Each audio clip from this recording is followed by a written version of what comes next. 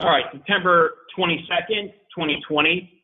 We're up at 12:08 Eastern Time. We apologize, a little delay getting started. Welcome you to CAPRE's Digital Infrastructure Fireside Chat, use cases for 5G technology and the future. So this is a 1-hour fireside chat as a follow-up to our recent CAPRE webinar on September 3rd, Digital Infrastructure Next Generation 5G and Edge Rollout, an update for Q3, Q4, and 2021. This unique fireside chat today will feature experts to discuss applicable case studies for 5G technology.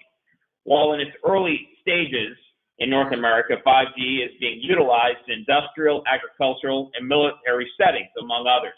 They're not widely available to the public. How might 5G be an advantage in 2020?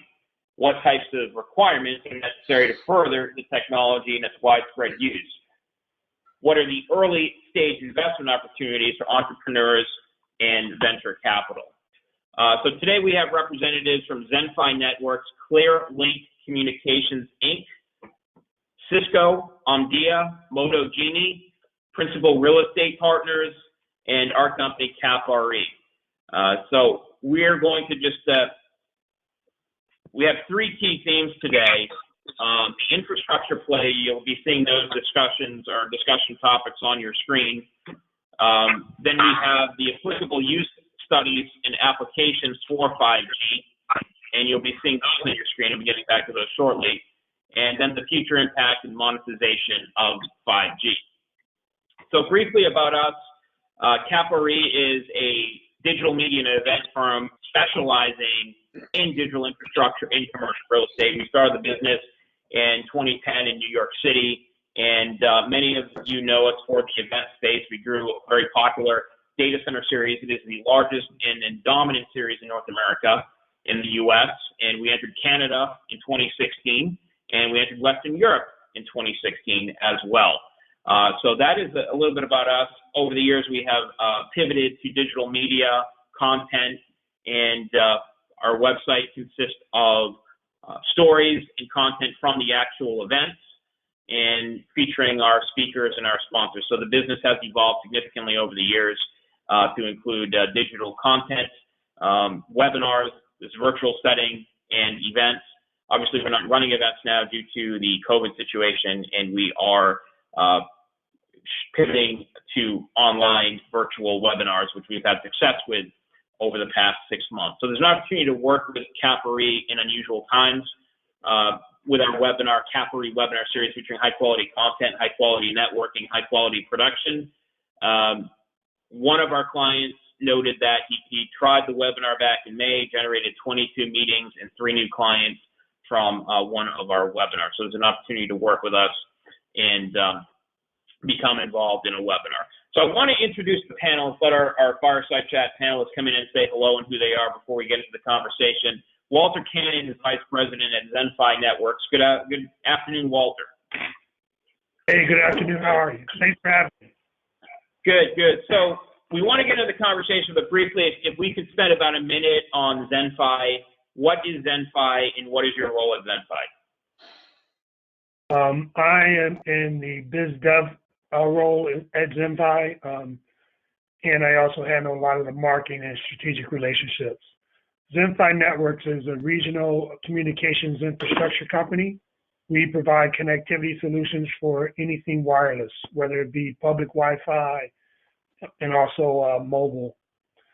We are probably number 2 in our marketplace with over 1,300 route miles of fiber and thousands of wireless siting locations throughout the New York, Jersey area. Last I'll say is we also. I'm sorry, go ahead. Yep. Yeah, last thing I want to add is that we also have something unique is we have integrated into base station hotel facilities for the carriers and some of our customers. So this is Walter Cannon at ZenFi.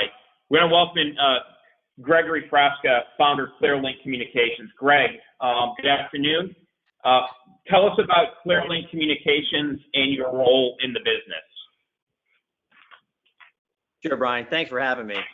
So Clearlink Communications is an engineering-driven consulting organization So we work with different clients in different vertical markets to find ways to increase their productivity, help them reduce their risk, or increase their sales, and lower any life safety types of solutions for them within their organizations through wireless technology. So we'll help design, project manage, and consult on day 2 service level agreements that help their deployments. All right. Greg Frasca at Clearlink Communications. Thank you. We're going to now welcome in Chris Nickel, Senior Principal Analyst at Omdia. Chris Nickel with Omdia. Chris, tell us about Omdia and then your role at Omdia. Hi, Brian, and thanks for having me as well. And so Omdia is one of the leading research and insight firms in the industry. One of the things we help our clients do is give them some better insights into the market to try to give them some better business outcomes. We do research and forecasts. We do custom consulting work as well around go-to-market, messaging, product development strategies, customer acquisition. So really it's how to bring your unique insights into the market and how to take advantage of the opportunities within the market. My specific area is 5G networking, primarily on the core, but really when you talk about 5G, it has to be kind of an end-to-end perspective, and that's one of the benefits that Omdia brings is kind of the breadth of our knowledge as well.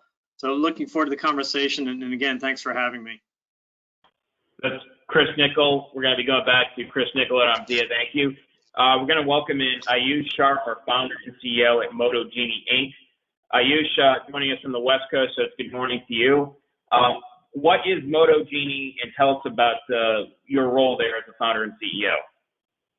Thanks, Brian. Thanks for having me. So really appreciate that opportunity. So I feel incredibly lucky to be leading a team of individuals who are sort of, obsessed about changing the customer experiences, specifically the future customer experiences in the immersive space. So we at Motojeannie are an early stage startup building a low latency platforms. We have incredible sort of partners like AWS and some of the top tier 1 telco providers. And we are working with the leading brands like specifically in the sports and media industry to start with, to kind of solve and bring those immersive experiences not only to the home offices and remote places, but also bringing those experiences to the venues as well. Ayush Sharma and Motojeannie, thank you. We're going to welcome in Michael Shaw with Giga Data Centers. Michael, did we get you to join? Are you in? We don't hear you. Yeah, hey, Brian. Oh, yeah, here can he you is. hear me there? You're on the phone. So Michael, I've known Michael for many years, and Michael is a renaissance man in the digital infrastructure space, and began talking to me years ago about 5G. Now he's with Giga Data Centers, which is a data center provider building and operating co-location data centers in the Southeast. So Michael, why don't you tell us about that and tell us about what you're doing relative to 5G technology. Yeah, thank you, Brian, and I apologize for not being able to get on video there. I was having trouble with the link and we ran out of time, but happy to join. As Brian mentioned, Giga Data Centers, we're an owner and operator of modular data centers, and we provide wholesale and retail co-location services, infrastructure as a service, and build-to-suit services to enterprise clients nationally. And our team is comprised of proven industry leaders with global data center expertise. And the Windchill trademarked proprietary modular enclosure system is what we deploy. And my role with the company is bringing up new site selection, and also business development to kick off those markets. And we're targeting, tier 2, tier 3 underserved markets, as well as specific locations where clients have a need to deploy a tier 3 facility and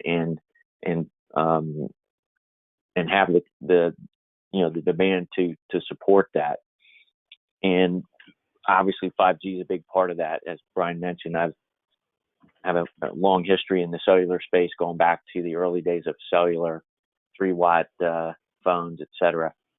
So I'm kind of dating myself a little bit there, but I'm really excited with this panel, and not sure how much I'll be able to add to it, but certainly interested to be a part of it. All right, thanks, Michael. And I just wanted to bring up the screen here of what we're going to cover today. Many of you, a few weeks ago, we hosted a webinar on just the actual infrastructure and the investment in 5G. And we felt there was a need to build upon that conversation to talk about applicable use studies, case studies. So in other words, how is it actually being used today? And I'm going to leave this screen up where we talk about the killer applications that will drive 5G and have a positive ROI. Now, who is using 5G technology today in terms of private networks, and where is it making a difference? Lessons from COVID. What are the 5G solutions to prevent and detect the spread of the virus? Looking at the current applications that are out there in terms of industrial, shipyards, medical. I think I left off military, but how is the infrastructure in play, and what is the cost savings that have been realized? Which applications will emerge and be produced at scale, and immersive experiences in smart locations using automation, e-health, commercial vehicles, video, surveillance, low latency, enhanced video in football stadiums, golf theaters, future of manufacturing and construction, cloud robotics, augmenting reality, e-health, untethered devices with low latency that do not require wires.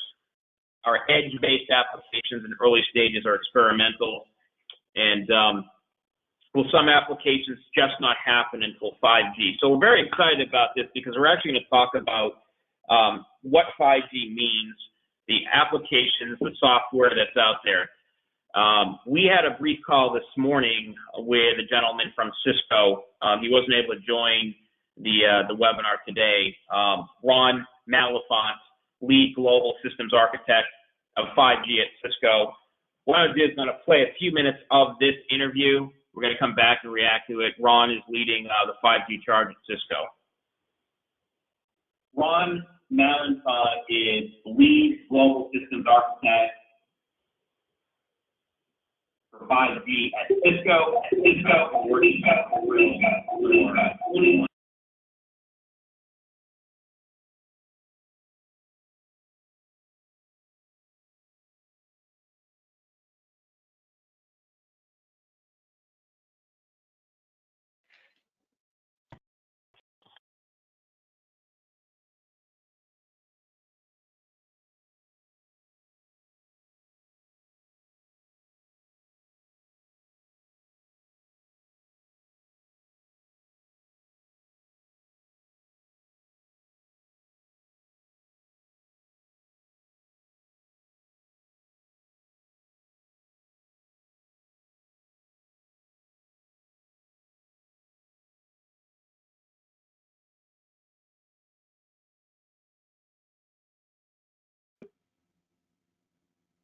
So that's a good description of what you do.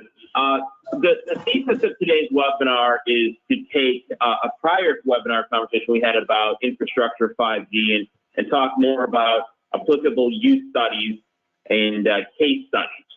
So we primarily want to get at the question of, how is 5G being utilized today so far? What do we know about how it's being utilized? It's obviously being rolled out across the nation. But it is being utilized. It is being utilized in industrial and limited settings. So tell us, to your extent and to your knowledge and what you're doing, how is it actually being used across the country today? Yeah, a lot of the rollouts going on with the carriers of 5G, it's really what they call, it's 5G NSA, non-standalone. That's where you actually have a 5G radio. And in the U.S., most of this is actually in millimeter wave, so the high band spectrum. But there's still a 4G back-end core that's needed. One of the things that's going to really be exciting as we move forward is get the full benefits of the end-to-end 5G is when we go to 5G standalone or SA. So that device supports 5G, the radio supports 5G, and then the back-end supports 5G, which allows you to do all these really cool enterprise applications like different differential slicing, federated slicing, and things like that. But today, as you mentioned, it really is about, it's a 5G radio. You've got that speed, you've got the performance, but the true back-end, end-to-end pieces are still being worked out. Now, T-Mobile has rolled out the first 5G SA network, but then we need the devices and the device support to be able to support those applications.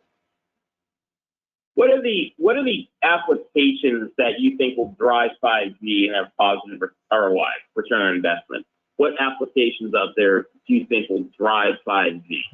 So do you think there'll be something in telemedicine or agriculture or military industrial sectors? What do you think about that? Yeah, that was great. I think all of them. So you'll see on the last one you mentioned, military, we see tremendous interest from the military. They just released, publicly this about 6 months ago, 5 5G RPPs. We've been very involved in those. Everything from, smart bases, smart warehouses, to a smart battlefield, or the ability to simulate and train using 5G. And then we see the same in the healthcare, the ability now to deliver, healthcare services, the ability to potentially even do remote surgery and things like that, things that really require that high bandwidth and low latency. We also see in the manufacturing side, right? Manufacturing is a big interest because of the autonomous, the vehicles, right? The AGVs that are on the factory floor, the ability to do remote expert with your, HoloLens AR, VR headset. So I can start to look at things. I can look at digital twins and representative of what I'm trying to fix. I can, send that video back to an expert in real time. The ability for AR, VR applications, very latency sensitive. Otherwise, the end user gets, pretty nauseous, right? So that really needs the capabilities and characteristics of a 5G network. So 5G primarily today, as of September 22nd, is being used in private settings, in private networks, limited use. That's the extent of 5G today in the United States, correct? Yeah, so it is in some ways. So the carriers are looking at private 5G for the enterprise. What's happening is you have an interesting dynamic, and the reason I mention this because it is also a subset of 5G. Is this CBRS spectrum in the mid-band 3.5, which it has a technical path to basically layer on 5G radios. So today it's 4G. So a lot of the enterprises are kicking the tires with this CBRS private networking piece. And then otherwise the carriers will come in, the carriers can offer this as a service for, private 5G as a service. Where in Europe, they've actually created localized 5G spectrum for the enterprise. So that enterprise like BMW can actually own a 5G spectrum based on their geolocation for that factory, and they can run these private 5G networks. So we're seeing a real big interest outside of the U.S., and I would say it's probably a little bit further along, a little bit further away in the U.S. because the enterprises are putting their use cases and POCs to test with CBRS now, and then some of the mobile network operators in the U.S. are working with select enterprise customers around a private 5G type of network. And it's really dependent upon the end devices. So that's some of the challenges. The long pole in the tent is that spectrum availability to be supported in all these devices beyond just a mobile phone. So just to be clear, your thought is that Europe is a few steps ahead of the United States right now, correct? In terms of private 5G, yes. In terms of private 5G. Because of what they call localized, basically localized, 5G spectrum. So the ability for the enterprises to own that spectrum locally. In the U.S., the enterprises are basically working with the carriers to, the ones that are looking at that to work on this, private 5G rollout. But the device support is still, it's still not available. Even for Europe, that's a challenge, right? The device support to support this 5G, SA type of implementation is still, still a little ways off. So just so we're clear, in Europe right now, you dropped, the name of, I think it was BMW, one of the car companies, is using it in a private network setting. Give us more detail as to how it's being used. So the end user, how it's using an end user at the end of it, how they're using 5G within the BMW product. Yep. So, one of the areas that's really, big is on the factory floor, basically the automated, the automated robots, right? The cobots, that they're called, right? The automated guided vehicles, the AGVs. So on the floor, the ability to be able to move these things around, the ability to move these, the factory merchandise around, that's one of the big areas. And because, it's very important, just as you would with a connected car, which is another big area for 5G, you really need that low latency, high bandwidth, type of applications and fast handover, between them as it moves between cells. The other one is in the, the AR type of glasses, where you would have those. So I would, I'd be working on this very complicated engine, and I can then basically have a digital twin representation of what that engine should look like. If there's anything wrong, I can be able to fix and troubleshoot that. Great. So let's go back to the U.S. right now. You did say that the technology is being used in limited settings. Why don't you give us a specific example of how it's being used? I think we've read, limited use medical, being used in the NFL, going, wireless technology to broadcast football games. In this country, what do we have? What tangible use do we have so far to date, to your knowledge, and Yep. case studies of it? Yep. I would say, as you mentioned, like with the NFL, a lot of that is going to be, for the consumer side of things. What we have, going on, for instance, in the healthcare side, ultimately, like everyone wants to tout the remote surgery, but who's at this stage willing to try something like that? But what's real is the ability now for, say, an AT&T to basically, for that hospital, to upload all the high resolution images, for a patient that's coming in a week or the next day. Ability to upload all that information, via the 5G MEC, mobile edge compute, push that as far out as possible, so that those the high image resolutions are available when that patient goes and sees the doctor. So that's kind of the real use case there.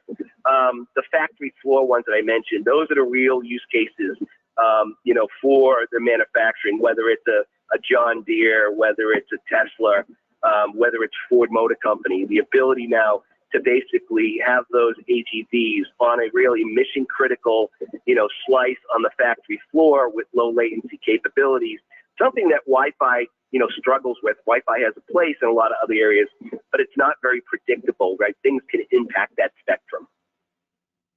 So I wanted to ask you about that. In these limited settings, what are the key differences between the existing Wi-Fi and 5G? What's the clear advantage for 5G use in the U.S., and what have you found so far? Yeah, there's a lot of things, and frankly, Wi-Fi is getting better and better. One of the things that happens is, if you look on the mobile carrier side, they tend to competitively look at legacy Wi-Fi. But if you start to look at Wi-Fi 6, it's becoming much more cellular-like. It has some of the inherent capabilities like scheduling and more deterministic. But the benefit of Wi-Fi, the true benefit of Wi-Fi, is a low-cost ecosystem because it's truly unlicensed. Anybody can make devices on this. You can go to Best Buy and grab a device and then, go to any network. Even if you don't connect to that network, you still beacon on that network, and you can cause some impact to that network. The thing about 5G is it truly is. It's a license more contained. So you can have predictable applications. You also have the slicing capability of 5G. So even inside of that spectrum, so you're not going to get a device that's going to, at Best Buy and go to that network, impact that network because it's covered as licensed frequency. The other thing inside of that is I can have different levels of SLAs and quality of service via the slicing mechanism. So I can really create some even added value on top of that. So that's really the difference. They both have their place. There's a gray area of where one is better than the other. The other value of 5G is true macro mobility. I mean, that's where 5G has excelled, right? It really is. And 4G has led the way with that, right? I can be on the move. I can be mobile. That's going to work at quality all the time. You know, on Wi-Fi, when I leave the house, I don't know what type of hotspot's going to be available, and the quality of that could be, could be poor at best in some cases. So that's really where 5G has the macro mobility of 5G is tremendous, and the ability for the low latency, the slicing, and just the fact by nature, because of this licensed spectrum, and not every device has it in it, you'll have less impact of that network.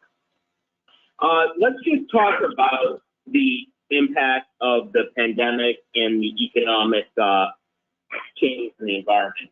So do you see right now that pandemic environment is accelerating adoption of 5G in the e-health, in the medical sector, or is the overall economic disruption slowing it down?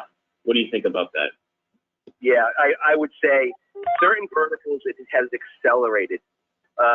Certain verticals, because of things, have probably slowed it down a little bit. For instance, manufacturing, and some others.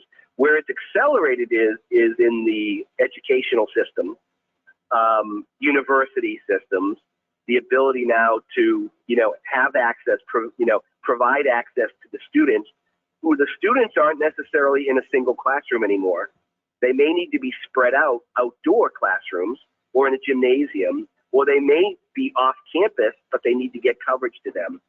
So that has accelerated a lot going on in there. As you can imagine, healthcare too, right? The more and more, this has actually shown the ability and people opening up a lot more and trusting that doctor-patient remote telehealth, visits. I mean, I think we've all done them now through this time, and that was challenging. People weren't embracing them. Healthcare industry wasn't embracing them. I think we've all learned, and we'll never go back, that this is really an important function, and 5G is really going to be critical to allow those good quality, even if it's just remote patient to doctor. High quality images are important. Having all those vital information sent back is very important. And then, the ability to do things even remotely, right? Remote diagnostics, remote, analysis of the patient are really going to be key for that. So just a point of clarity, a technical point of clarity. I'm on my laptop now looking at available Wi-Fi. There's multiple networks that are running on the 5G, the Wi-Fi 5G bandwidth. What's the difference between that 5G and the 5G we're talking about? Is there a slight difference in bandwidth? Are they? Tell me about that. It's definitely more than bandwidth. So the thing about when we say 5G and Wi-Fi, again, this is unlicensed. What we're talking about is we're talking about the spectrum band, and that's 5 gigahertz. So it's not the 5G that we think about when we talk about, this really, interesting area with the mobile networks.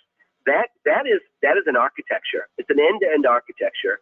People seem to think of it as a radio or as just a handset. It really is an end-to-end architecture, and that's inclusive of the radio, the transport, mobile edge compute, all the slicing characteristics.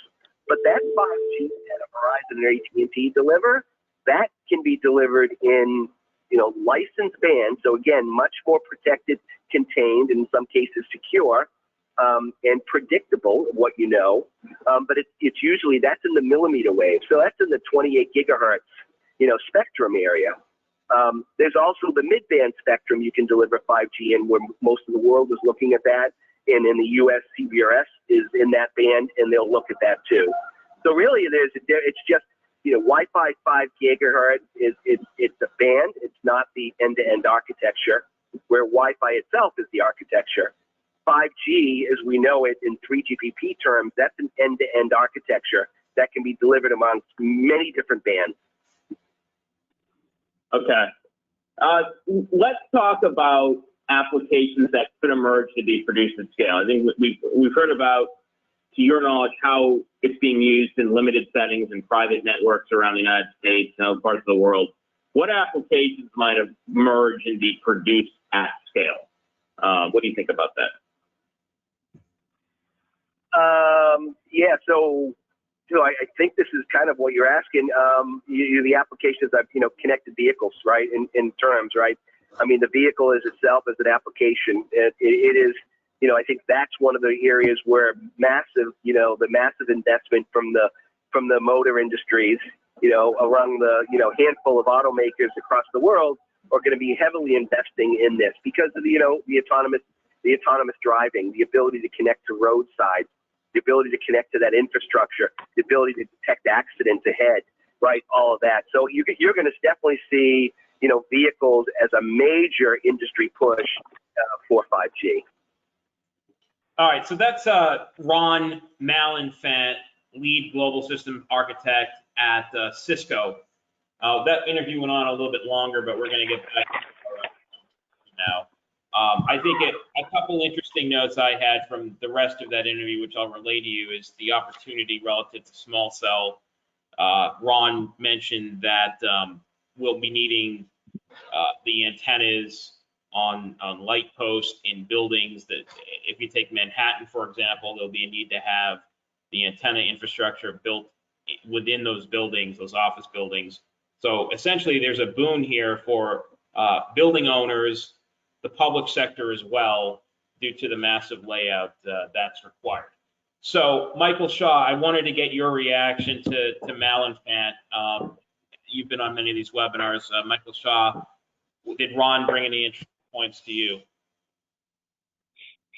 Yeah, no, it was very good. I'm interested to hear, you know, the full interview if you end up posting that with him. Very knowledgeable, but he touched on some of the different spectrum. You know, there's three different spectrums, you know, low band, mid band, and the MM wave. And then, you know, one of the things that I heard him saying, which we've been talking about on some previous calls, is, you know, we're thinking now beyond your phone. Unfortunately, many of the wireless carriers are advertising 5G, 5G, 5G, so everybody is wanting to know what's 5G and when can I get it, but they're not really sure how they're going to use it.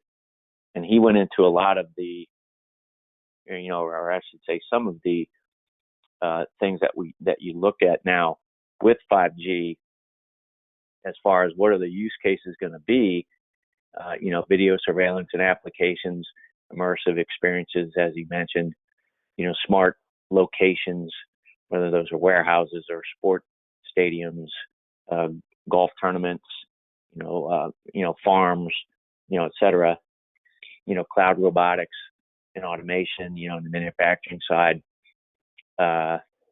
you know, connected vehicles, obviously, e-health, things like that. So the benefits are going to come kind of behind the scenes, just improving quality of life and user experiences and different things. So very good information. You know, we're still a little cloudy on when we're going to start to see some of this stuff.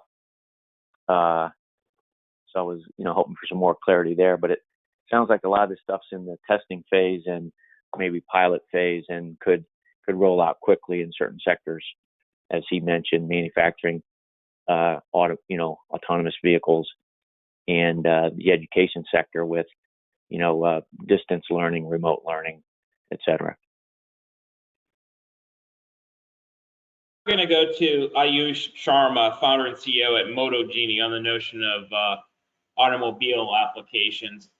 Ayush, at Motojeannie, what are the applications driving 5G, or is 5G driving the applications? How would you answer that? Yeah, so thank you. I mean, this was very insightful, but in the automobile sort of, you know, industry, if you would use those examples, that to me is a far-fetched use case right now, because the amount of experiences or the amount of the capabilities which are required to deliver those experiences, we are not there yet. So Motojeannie is looking at, let me just maybe take a step back and just explain a little bit about some of those use cases or some of these things what we heard about. And I was fortunate to be sort of, you know, enabling some of these use cases and developing with the carriers worldwide, being in the kind of telecom network. So to me, there are three sort of, you know, segments which are sort of growing in parallel. So there are devices where you are sort of enabling those experiences, and those experiences come from voice, video, and touch, haptics, and skills combination, right? So, and those you can put it in the form of robotics, what we call is XR, which is the, obviously AR, VR, and mixed reality, and in all reality where voice video is put into those devices. And then you have these, the swarms of drones and few other sort of autonomous combination of robotics and different sensors. And these different sensors capabilities coming into from the non communication technologies, let's say thermal sensors, or the sensors which are gets you the spatial information, etc. So there is a lot going on to that industry, right? So this is nothing to do with 5G, right? So there has been innovation going into this space for quite some time, but there are certain applications would require 5G, and I'll kind of talk about it a little bit in a bit. So these experiences from the devices side, they need to be enabled. They need computing, they need connectivity, and they need specific AI capabilities to deliver those immersive experiences or those productivity experiences. So then let's talk about the infrastructures, which is the second element. Within infrastructure, 5G addresses only the access piece, right? So predominantly 5G technology, if you look at from 2G, 3G, 4G, and 5G evolution, it is a combination of radio and packet core technologies, right? Which is part of the networking infrastructure. So it brings the connectivity, and within connectivity, the biggest kind of driver from 5G is latency, right? So latency and throughput are the two sort of, biggest enabler for the kind of application or immersive experiences or experiences, futuristic experience, which I talked about, to enable that device ecosystem, to enable those experiences, right? So within that, there are two subcategories: ultra low latency and low latency. So within ultra low latency, you require today connectivity only within the venue, which is short within the short range, and that's where the stadiums comes into picture, the private 5G comes into picture, venues, etc., football, the hospitals, and many sort of other venues which are confined into certain geography, right? And then you have low latency application where mobility and compute enable those use cases, and those are the use cases which are within the range of 10 milliseconds to 20 millisecond latency. So what we at Motojeannie are focused on, first enabling those use cases which are realizable immediately, and we are working with sports and media vertical to where people can enjoy these games remotely, not only through immersive experiences, but also to be able to have a private viewing, to be able to play games at the same time. So it's a combination of, let's say, if I could say, VR or 360-degree production content streaming, which is a very latency sensitive content. And there are interactions, which is back and forth, which is again a latency sensitive applications, cloud gaming. And third is collaboration. So when you put these things together, that is when you need compute, you need CDN, good experiences from the CDN, and you need infrastructure to be acting as a single autonomous entity. So what we are doing is we are working with those sports league to deliver those experiences remotely as well as in the stadium by using these combinations of all set of devices and treating infrastructure as a single entity, which means 5G network slicing with through the access and packet core, where we use this as an abstracted entity. Compute, which is by bringing the compute closer to the edge, like AWS Wavelength platform, and then essentially content, which is 360-degree content, which is being produced by companies like LiveLike and many others Next VR, and the 360-degree content broadcasters, which bring the content closer to the users, which is very rich and requires a big throughput. So these are the kind of use cases we are immediately tackling.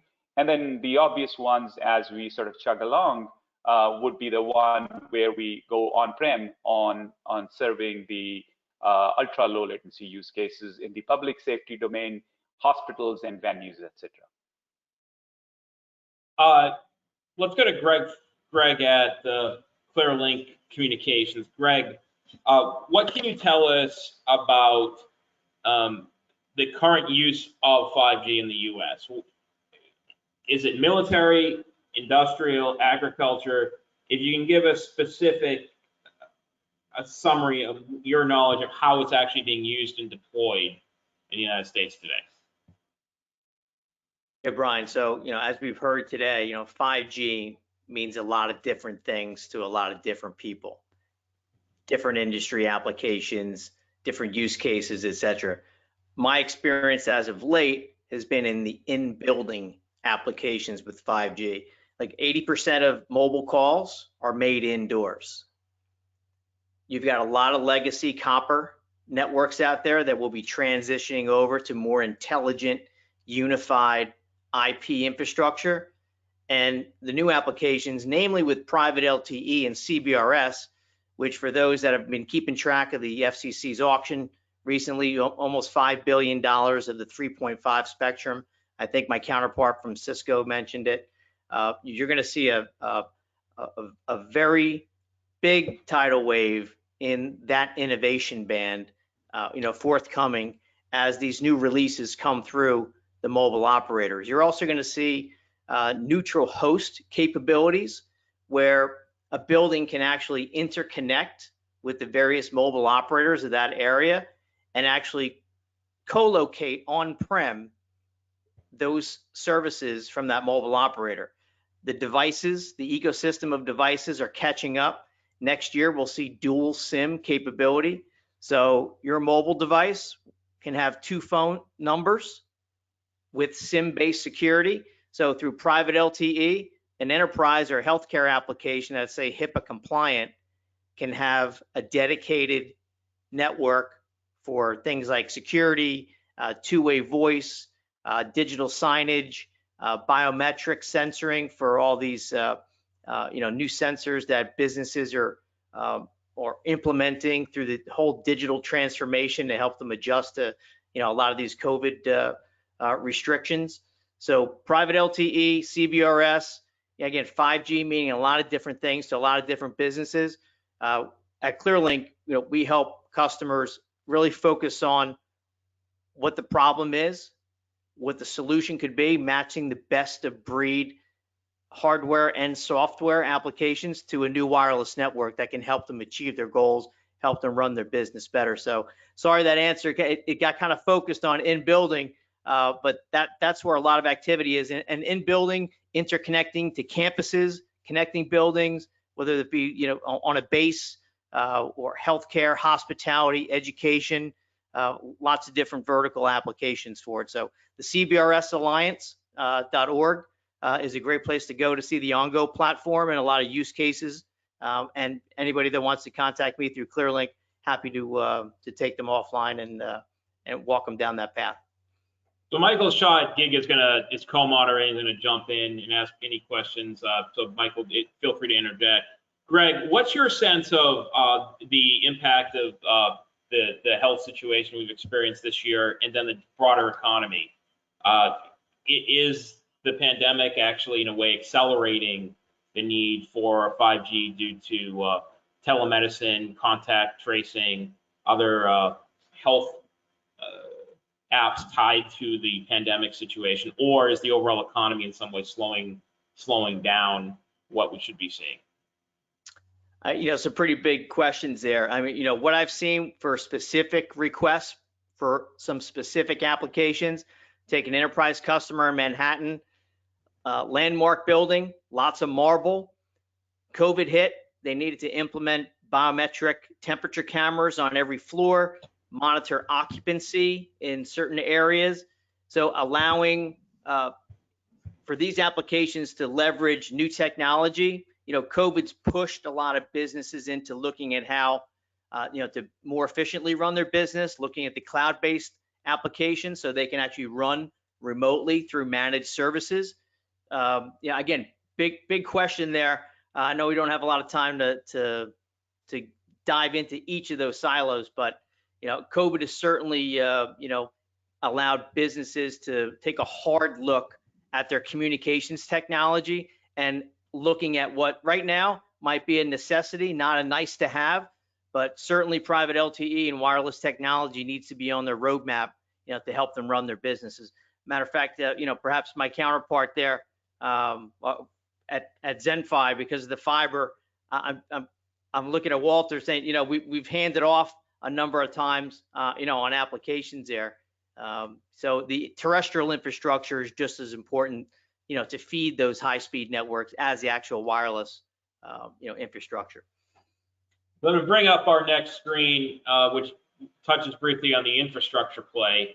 And I'm going to go to Walter Kennan at ZenFi. Walter, let's welcome you in. Walter, I think you have the unique aspect of working in the New York City market. So why don't you tell us what's happening in New York City? We've mentioned that there's a sense that there's an opportunity for building owners who will need to have infrastructure. They don't need the infra, but in order for the networks to work, there's an opportunity for leasing or having infrastructure within those buildings. And then the public sector, the city or the state, in order to have these antennas on light posts. Tell us where things are right now in New York City and what you're seeing this year at ZenFi.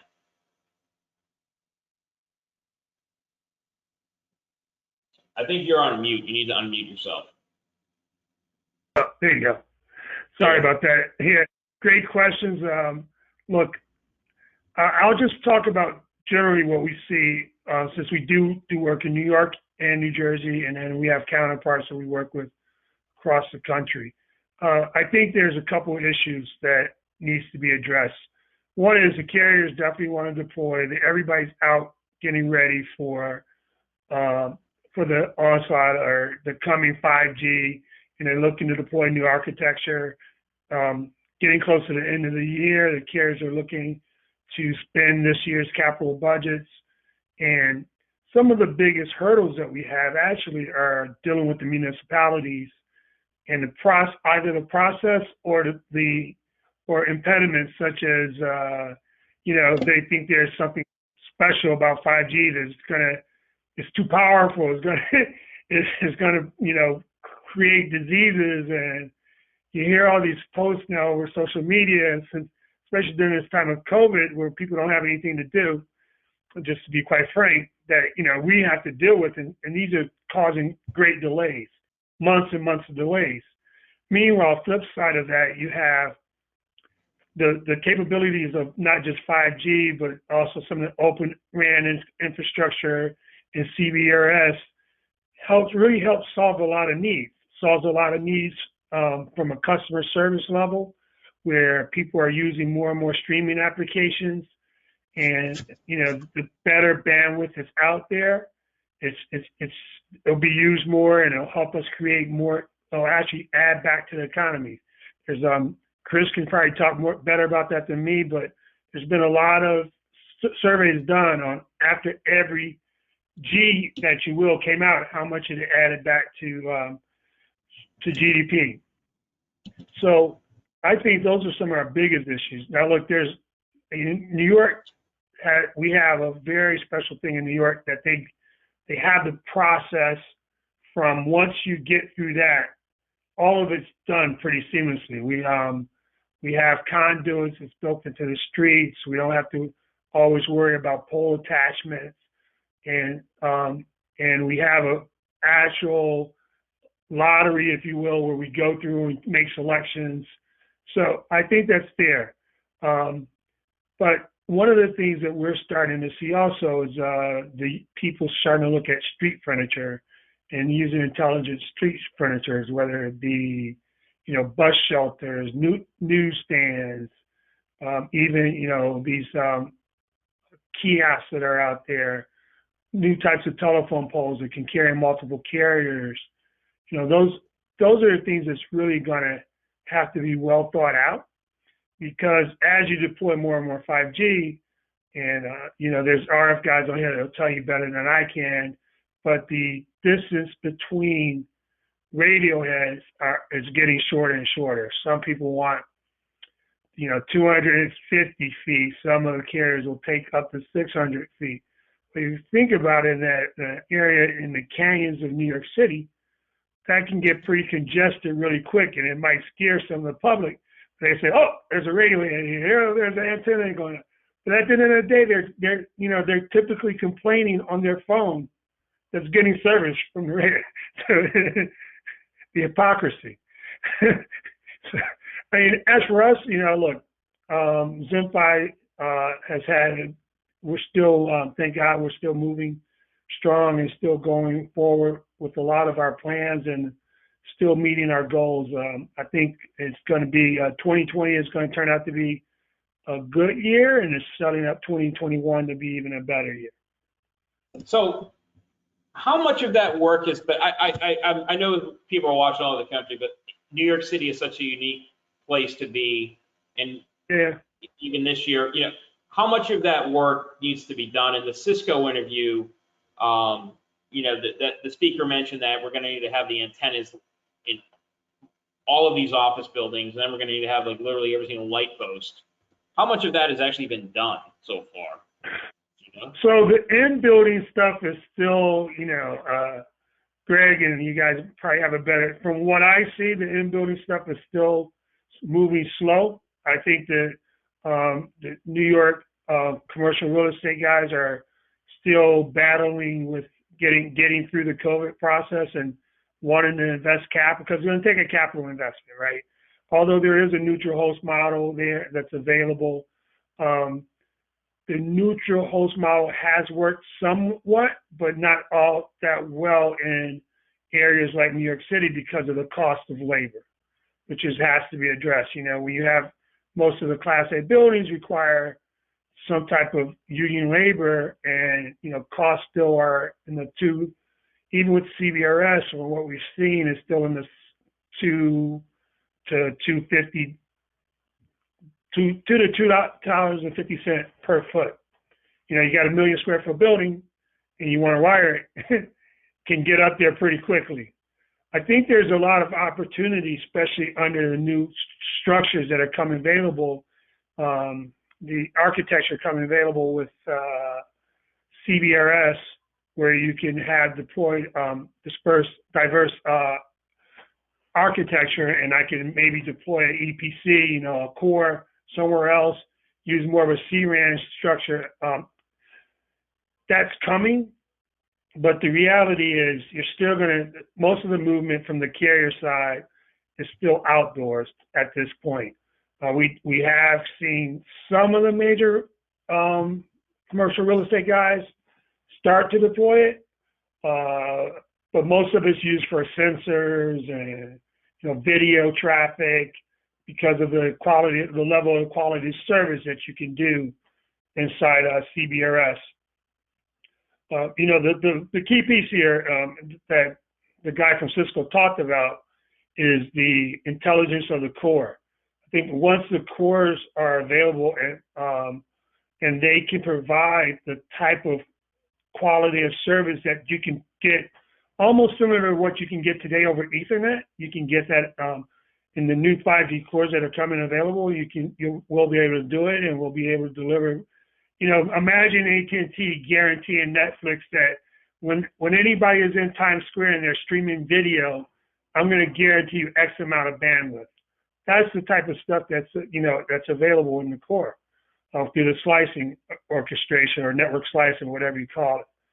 That's coming. That's not there today. And then the other flip side of that is the availability of handsets. Handset adoption is not there yet. Some of us have handsets that's there. I think Apple just made an announcement that they're coming. But all right, I want to go to Chris Nicolette on the. Chris, I'm sorry I didn't get to you sooner. Chris, we had a question come in, and I don't know if you want to take this from the audience about the final revision of 5G, has it been ratified? And the person is noting that he's watching the final revision go through the various revisions, but he hasn't seen the final, and the person's working in space. So has the final iteration, the final revision of 5G been ratified? Chris, what do you think about, what do you know about that? Yeah, I mean, what we established with 4G is a new way of deploying the technology. And unlike with 2G and 3G, where you had a release and it contained the vast majority of the specifications for the standard, now what we saw with 4G was multiple releases bringing about, an initial baseline, then adding to the baseline, and then moving into more advanced features. And this is how 5G is rolling out as well. You've got release 15, 16, and 17 are all going to be heavily 5G oriented. Release 15 was really the baseline, enhanced mobile broadband primarily, a little bit of IoT, but really just trying to get from the packet core oriented version of 4G into more of the virtualized, containerized, even cloud-based architecture for 5G, get the radio out there, the 5G new radio specification set. Then you get into release 16, which is really the IoT, the low latency specifications for 5G, and then we'll continue on in the extended releases. So no, we haven't seen, short answer, no, we've not seen the final release of 5G yet. We're still very much in the early days. And the way I look at 5G today is we're very much on a small scale with 5G, regardless of what part of the networking you're talking about. If you're deploying cups, that's very much a private network implementation at this point. AT&T rolled out a network for Westinghouse using control and user plane separation so that the data stays at the Westinghouse site, but the control plane is actually operated by AT&T. The best, I think, holistic use cases for 5G really comes about from the transportation sector, particularly the ports. So if you look at Los Angeles or Hamburg or Shanghai, that's a microcosm of where 5G is going to be, with autonomous vehicles, IoT, sensors, enhanced mobile broadband. And at that point, the ports really become a network of networks, if you will. And that speaks to how I think eventually we'll see 5G deployed on the larger scale with the majority, with the tier 1 operators. So long ways to go. We're still at the early days of 5G, but it holds an awful lot of promise. Chris, what are you seeing relative to the theme of today's webinar is applicable use studies, applications, real life case studies, use case studies. What are you seeing today that perhaps you haven't already heard that you find to be interesting in terms of case studies, use of the service in the United States? Well, that Westinghouse use case with AT&T I thought was very interesting because it showed me an opportunity for deploying 5G to an enterprise, and it's going to be done for a campus as well, where you address the data security concerns that most enterprises and other organizations have, and that is, how do I retain control of my data? But nobody operates a network for the sheer joy and pleasure of doing it unless you're an operator. So if I can get someone who is well versed in how to run a complex mobile network, let them do it, but still maintain full control of my data. So this is where I think that Westinghouse use of control and user plane separation is very interesting and will play out in other markets as well. So that's one. And then coming back to the ports. So in Los Angeles, the autonomous vehicles taking the containers back and forth from the ships to the storage yard or the distribution yard, where you've got 5G working the traffic signals, to control the flow of traffic, or the sensors that are now reading the information off the containers coming in, and the mobile broadband, video surveillance, high quality, high definition, video for surveilling the overall campus. These are some of the, I think, the early use cases that we're seeing that really do solve business problems and do it in a way that, for example, 4G really didn't either have the capacity or the scale to address. Wi-Fi couldn't address it, primarily probably more from a performance and security perspective. And this is where 5G starts pulling in these very different opportunities and technologies to create a holistic solution. So that's kind of where I think we are today. But as I mentioned, I still think it's very early days. Michael Shaw at Giga, feel free to jump in. I don't know if you've heard any interesting points made today, and you're the co-moderator, the resident expert on 5G and the technology. Is there anything that's particularly stood out in the last 20 minutes of our conversation? Yeah, thanks, Brian. I don't know if I'm a resident expert, but listen, these guys are spot on, and a lot of this stuff's way above my head as far as where these guys are at on some of this stuff, deploying it. So it's really, really encouraging to hear these guys. And I don't think anybody moderates better than you do, Brian. So I know we're up against it on time, but no, I'm really just honored to be a part of this. And these guys are, talking about all the things that we want to know, that people want to know, or they don't even realize that they want to know. Back in the day, long time ago, I'll date myself, when cellular first came out, we were doing, private networks, in building cellular, going to car dealerships and saying, hey, your desk phone can become a mobile phone, and you can walk out on the lot with it, and we can generate a private network for you here. Those kind of went away as cellular developed. I see private networks coming back now, and these guys have talked about it eloquently. And so now, but the private networks that are going to be deployed now won't go away, because they're going to be, needed long term.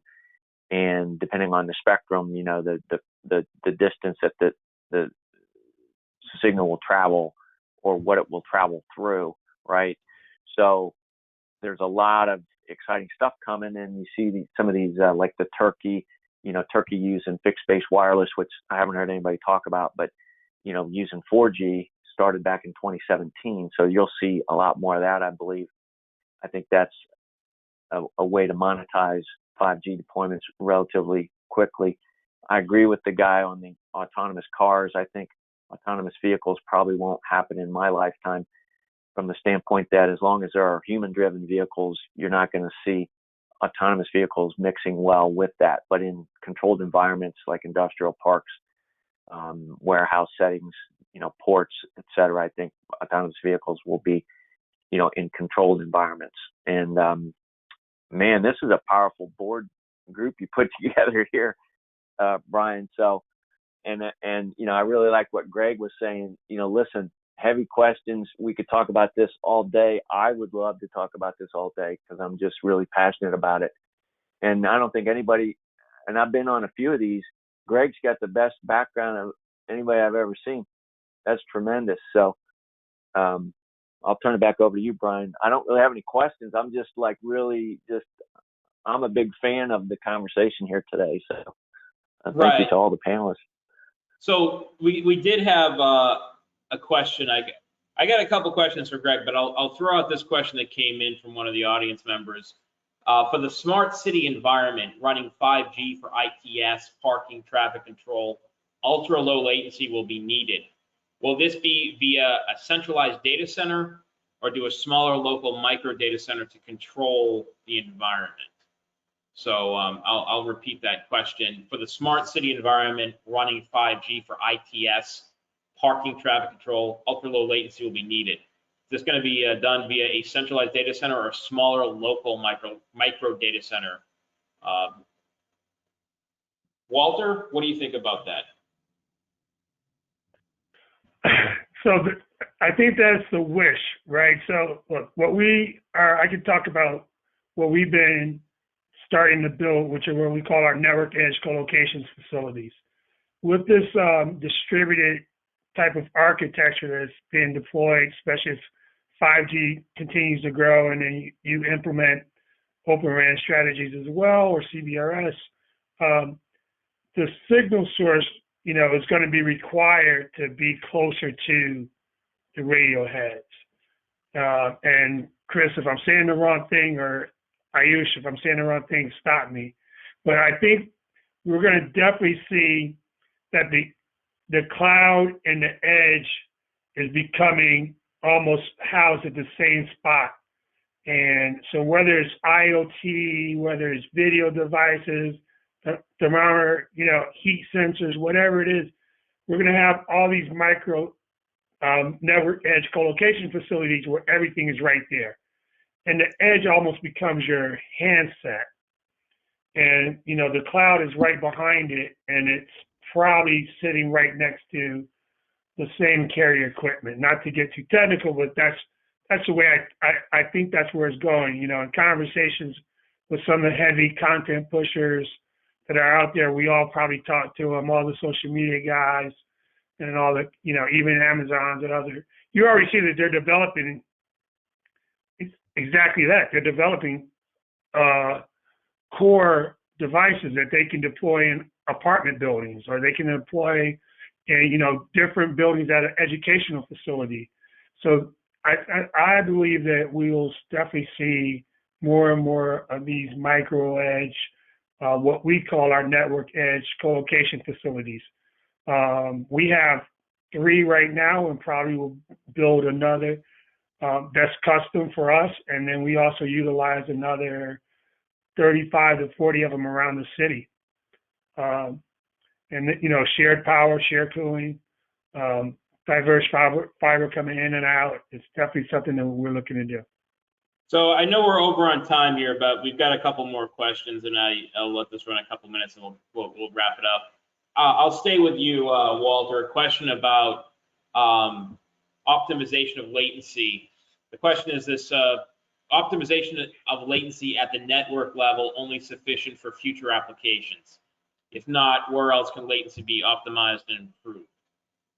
So again, where can latency be optimized and improved, I think is the question.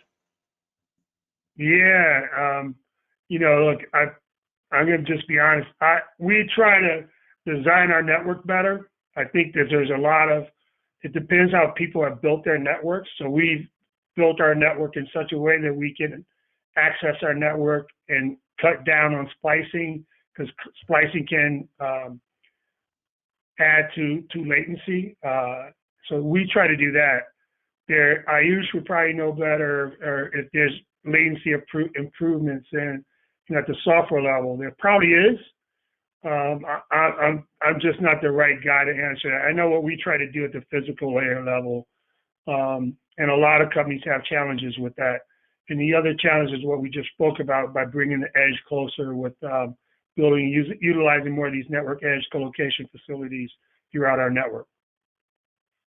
So we're going to go back to Greg Frasca, founder of Clearlink Communications. Greg, a couple of interesting questions came in. I wanted to see how much you know about that, but I'll put that question out to you right now. Is where can latency be optimized and improved? It's kind of a general question. One of the audience members asked about optimization of latency at the network level. Is it sufficient for future applications? And I think this question is, where can latency be optimized and improved? Well, I'll take a stab at that one. So, you really need to define, what's the end-to-end connection, and what's the tolerance that you can take in that link budget, and what's the requirement, for the application. Is it logistics? Are you moving machinery around? Does it have to do with life safety? Again, what are the tolerances, for that latency? And again, you're looking at the edge user device itself. So can efficiencies like increasing the environmental cooling temperature of the device help the processor run faster, thereby shortening the latency round trip time, mitigating interference in that area? So let's say it's a lobby or it's a shipyard, is there TI or terrestrial interference? Could interference be mitigated to help reduce anything stepping on that signal, to again increase the efficiency of that link? So scientifically, again, there's some really smart engineers out there that we work with, that can take those problem statements and look at what the best application is, what the right solution, both hardware and software, or mix thereof, would be to solve that problem. I'll stay with you, Greg. The question came in about off-grid power backup for small cell radios in their future. Do you see off-grid power backup for the small cell radios? What do you think about that?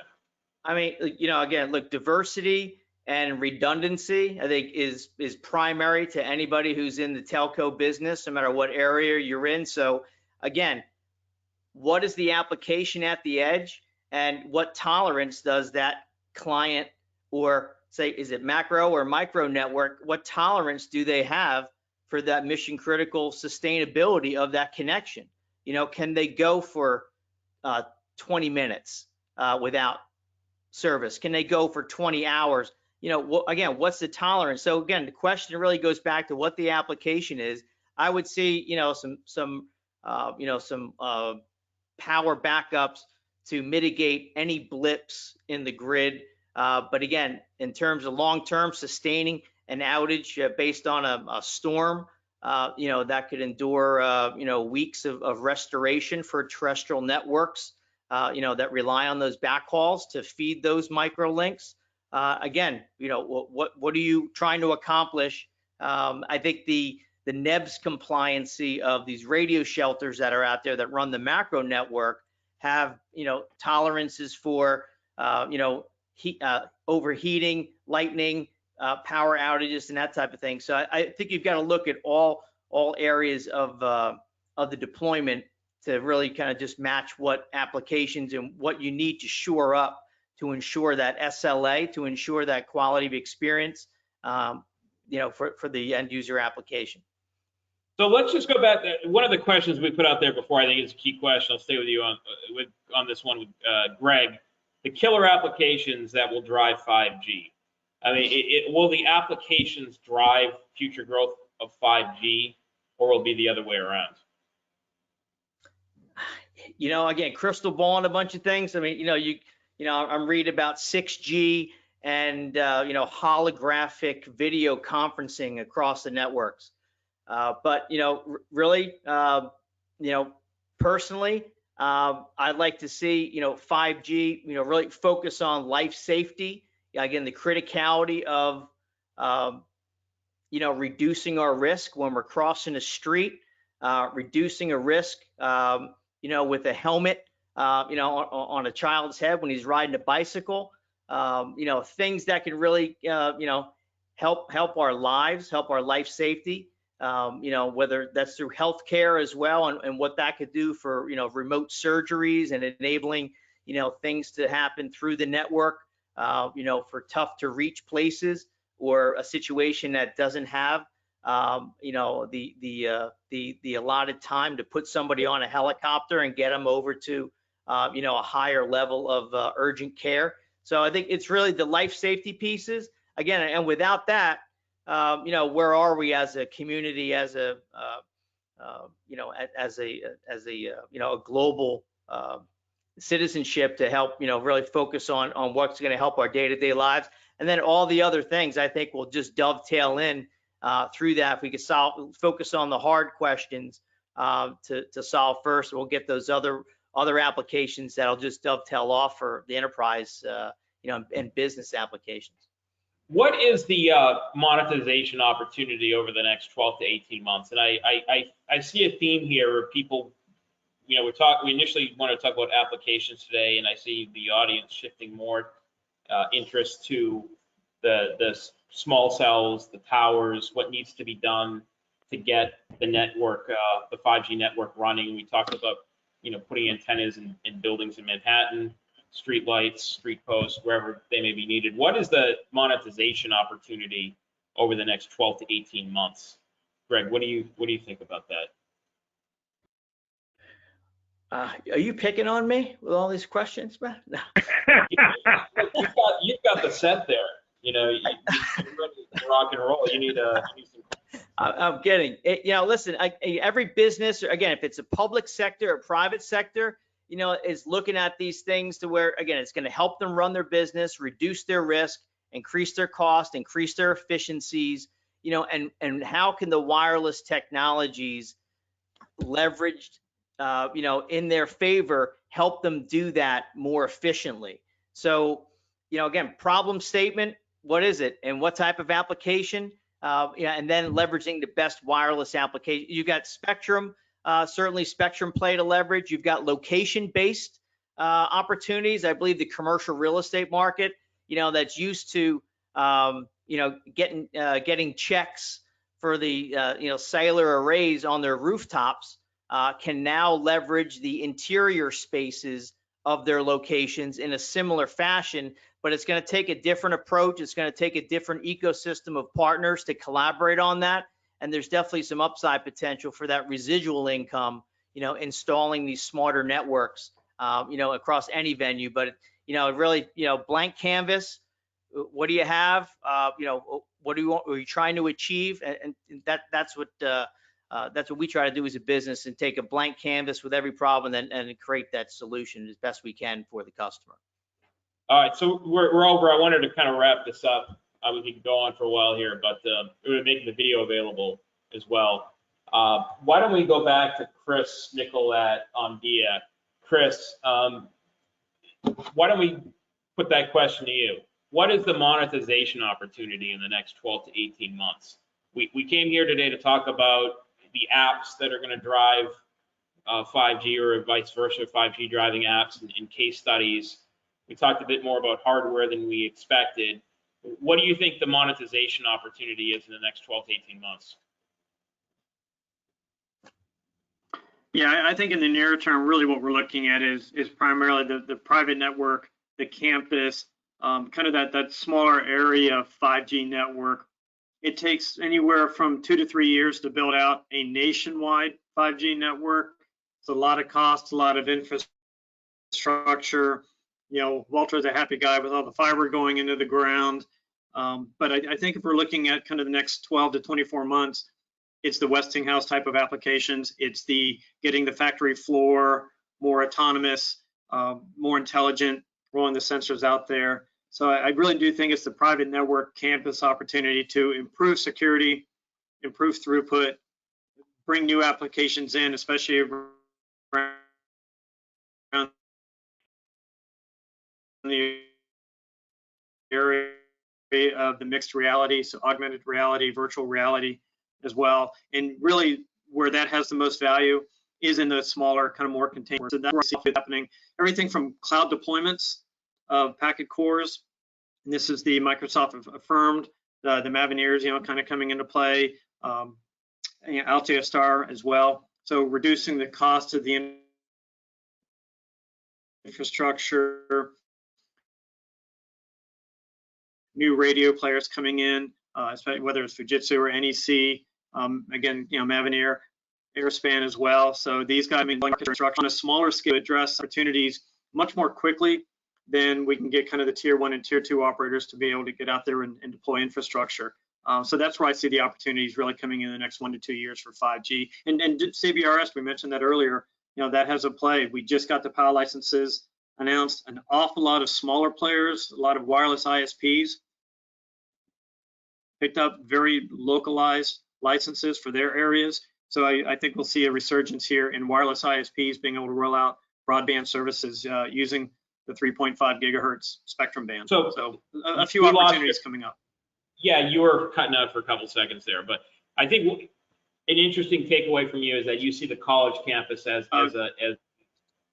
you see the college campus as the location where there's a unique opportunity, a more feasible venue to start to really push 5G, the college campus, right? So college campuses, stadiums, venues, and also private networks. So factories, distribution centers, transportation centers.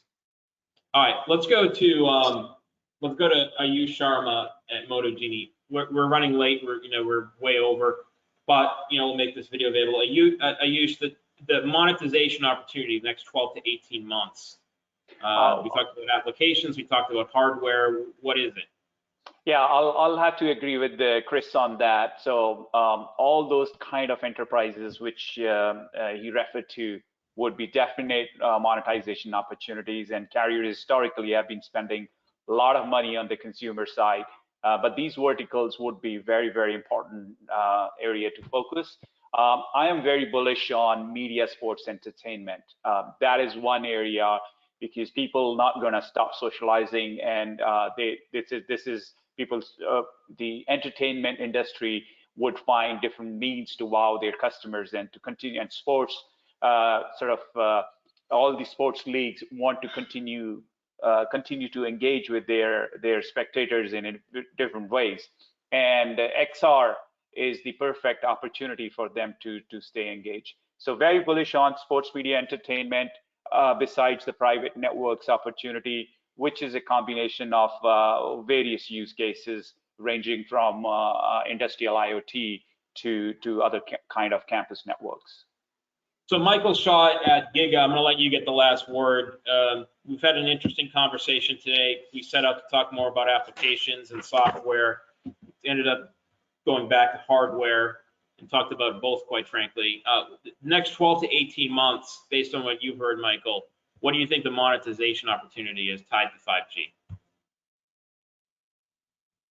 Yeah, I mean, I think, a couple things. One's going to be, the actual rollout and deployment of the network as it continues to expand on the different spectrums. So that's going to be an opportunity for the companies that are doing that and have the ability to do that. And then also, I think, between the private wireless or between the private networks and the fixed wireless access, I think are going to be the low hanging fruit. But if you look at the private networks, as Chris has been talking about, and Ayush and Greg and Walter and everybody's been talking about this, that's where it's going to go. I mean, whether it's a stadium, a golf course, a farm, a port, a warehouse, I think that's where the excitement is. But it's going to take 10 years or more to fully roll out 5G, and I'm not sure 4G has been rolled out fully yet. So, and LTE, which is really 3G, is what people are still, connecting to in most areas. And so, I'll leave it with that. I'll leave it there. Okay. Well, one final question. Walter Ken at ZenFi. A question for you, and then we're done. A typical Manhattan office building, just take a 50-story office building. How many unique antenna systems do you need in that building to make 5G work effectively? That's a weighted question. I mean, depends on the building, when it was built. Let's just say a new building. I'm gonna typically on in building, you're gonna probably run it every 2 to 3 floors just to save money. And then it really depends on the layout of the every floor. How much space is on every floor. The process for designing, and Greg, his team does this, but the process for designing in building is not the easiest process. Meaning that you go in and you do a study, you create a baseline, and then you put together a plan, and then you commission, then you install it, and then you come back and do another study to make sure that, do another RF review to make sure that you hit the numbers. And you probably want to try to overplan because you don't want to go back and have to deploy more antennas anywhere. So, I mean, it's like not even an easy question to answer because there's so much that goes into doing that. Especially in New York City or anywhere else, you have to worry about penetration of RF throughout the walls, bleed in from macro sites coming inside the building. I don't know if I could even take a shot at it. Oh, I mean, I wouldn't it's want a to take. good answer. I mean, it's an honest answer. I mean, we keep talking about applications, killer apps, but we need that part of it in place first. So I appreciate it. Yeah. Brian, the good news is that it's doable. But it's like anything else. Like my grandmother used to say, people like to go shopping they have champagne taste and Kool-Aid pockets. If you think you're gonna get into this and get it for cheap, you got to plan it out. It's not okay, I can just do this and just deploy it. I think if you really want to take advantage of 5G, you have to plan it out. That's what we try to do. I think that's what everybody here on this panel tries to do, is be economically smart with our money and deliver good solutions for our customers. All right, so we're way over. I know we're gonna make this. We could go on and on talking about this. This is a great conversation. It's a new area. It's a growth. There are knowns and there are unknowns. There are probably more unknowns. My conclusion as the moderator, it seems like there's quite a bit of work to do here still before us to just get the hardware in place. And then, the question was, will the software, the apps drive the hardware, or the other way around? So we'll find out. Appreciate Walter Cannon, ZenFi, Greg Frasca at Clearlink Communications, the interview with Ron Malathaat at Cisco, Chris Nickel at Omida, Ayush Sharma at Motojeannie, Michael Straw from Giga. Another great conversation today, Fireside Chat, use cases for 5G technology in the future. Gentlemen, I'd like to thank you all for joining us, and we're going to sign off now. Thank you all very much. Thank you so much. Thank you very much. Thanks, Brian.